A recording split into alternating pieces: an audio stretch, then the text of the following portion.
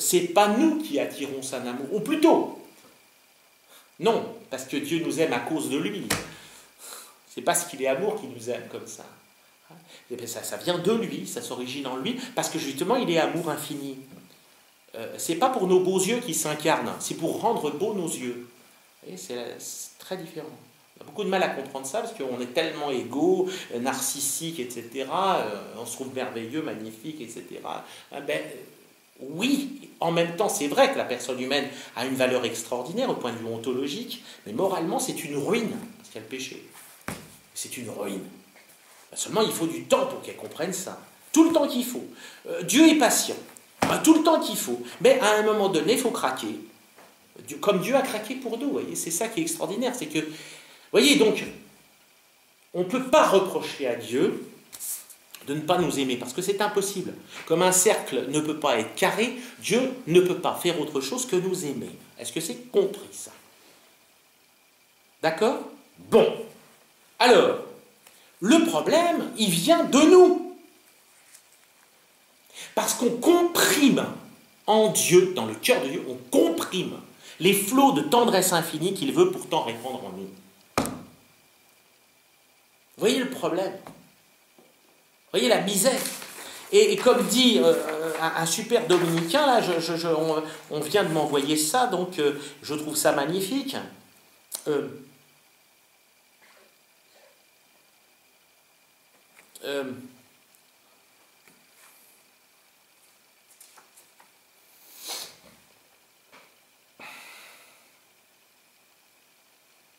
Et je retourne extrêmement une éducation religieuse qui situe la prière et la grâce à côté de la réalité d'un chacun, qui prétend enseigner l'esprit d'enfance, son sourire et sa victoire, magnifique, hein, à côté des vraies pauvretés, des vraies blessures et des vrais échecs de chacun des pauvres hommes. Et ça, je suis désolé, c'est incontournable. Et c'est ça qui déroute, vous voyez, on voudrait que ça soit, vas-y, prends un petit message à l'eau de rose, même s'il y a les roses avec la Thérèse, mais je vous dis, avec les roses, il y a les épines. C'est pas l'eau de rose, c'est pas du salut à 3 balles. Vous voyez, petite Thérèse. Hein, c'est véritablement prendre conscience de l'abîme de misère dans lequel l'homme est plongé par le péché et l'abîme de miséricorde dont Dieu veut le sauver. Voilà. Est-ce que vous comprenez ça? Misère, la nôtre, et miséricorde, celle de Dieu. Et il faut que ça se rejoigne. Et c'est ça le salut chrétien. C'est simple, mais c'est pas facile. C'est pas facile parce qu'encore une fois, on est compliqué. C'est-à-dire que c'est pour ça qu'il faut revenir à la simplicité de l'enfance. C'est pour ça qu'on parle d'esprit d'enfance. Parce qu'il faut revenir à la simplicité de l'enfant qui reçoit l'amour de son père et de sa mère d'une manière totalement gratuite, sans aucun mérite de sa part. Et voilà le difficile. Il faut être pauvre d'esprit.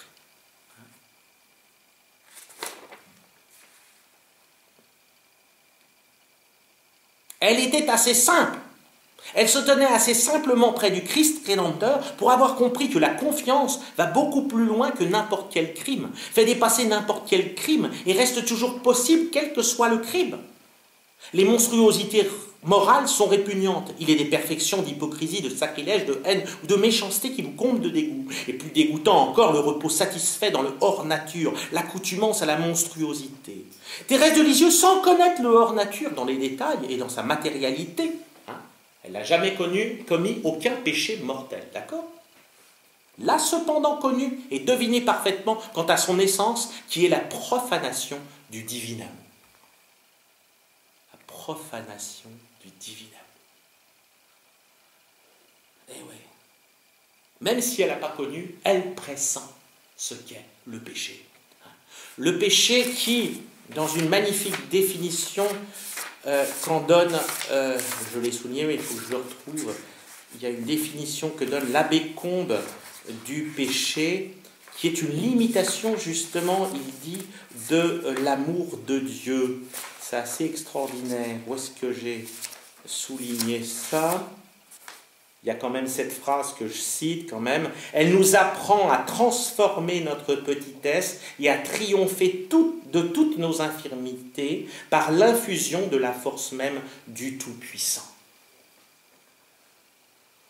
C'est extraordinaire. La petite Thérèse, si vous voulez, elle comprend que la petitesse, sa petitesse, son néant, son impuissance au bien, etc., à la sainteté, etc., ça n'est pas un handicap à partir du moment où elle comprend qu'il faut rester dans l'ascenseur.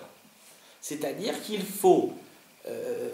c'est saint Paul qui dit que la force de Dieu se déploie dans toute sa faiblesse.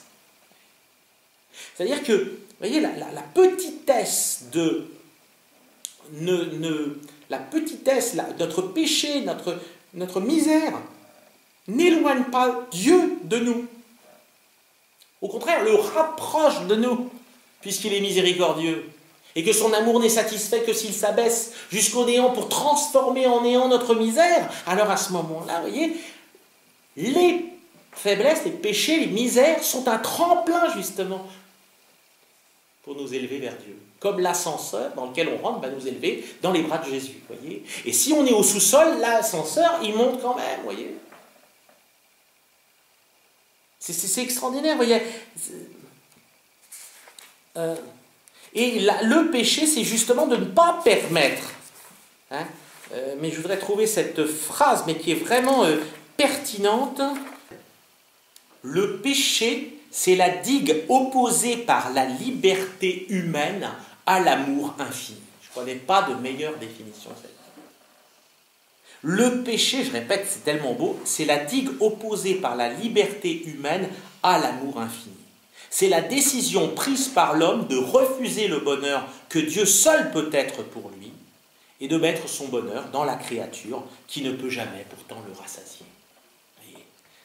Vous demandant, et on rejoint la petite Thérèse, de toutes parts, votre amour est méconnu, rejeté, les cœurs dans lesquels vous désirez le prodiguer se tournent vers les créatures, leur demandant le bonheur avec leur misérable affection, au lieu de se jeter dans vos bras et d'accepter votre amour infini. Ô mon Dieu, votre amour méprisé va-t-il rester en votre cœur? Renfermé, rappelez-vous, les flots de tendresse infinie qui sont renfermés en vous. Pourquoi? Oh mon Dieu, votre amour, parce que l'amour est méprisé. Vous savez, la prière de saint François d'Assise, c'est tous les soirs, il était en pleurs, enfin très souvent il était en pleurs, sa prière consistait, mon Dieu, l'amour n'est pas aimé, votre amour n'est pas aimé.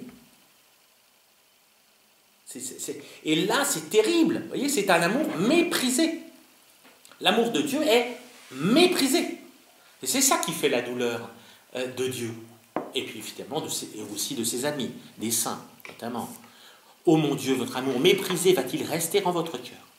Il me semble que si vous trouviez des âmes s'offrant en victime à votre amour, vous les consumeriez rapidement. Vous voyez, on retrouve l'idée du feu.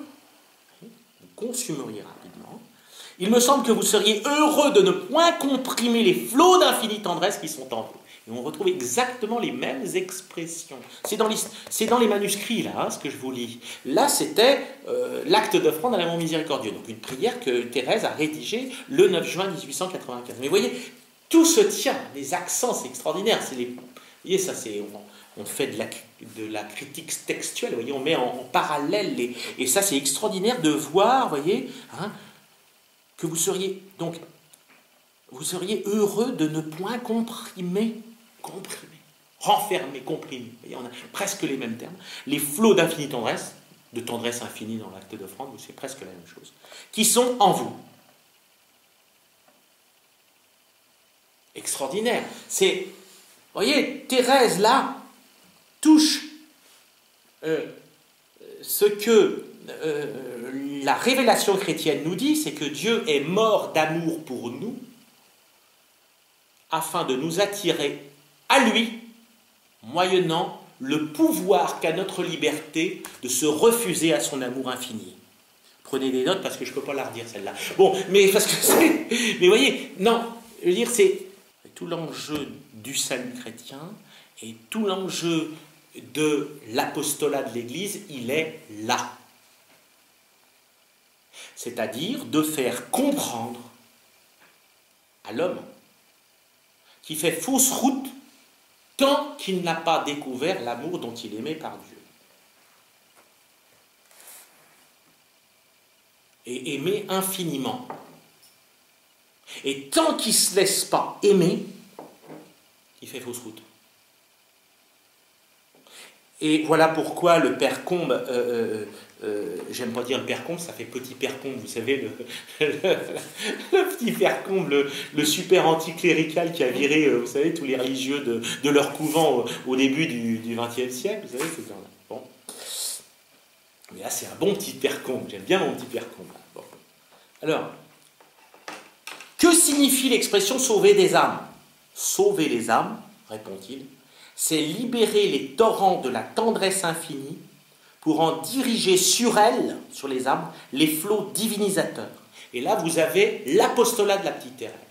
C'est-à-dire qu'elle attire à elle l'amour de Dieu, elle est consumée par cet amour, mais elle ne le garde pas pour elle, et elle divinise, elle en donne, elle les donne, elle restitue l'amour dont elle est bénéficiaire aux pauvres âmes qui en ont besoin. Et vous avez là le fondement même de la communion des saints, qui est l'Église. L'Église en tant que communion des saints et en tant que elle a un cœur brûlant d'amour. Ce cœur, eh bien, c'est la vocation de Thérèse, d'être l'amour au cœur de l'Église. Et donc, elle attire l'amour pour, justement, eh bien, que cet amour se répande dans les âmes qui consentiront à se laisser aimer.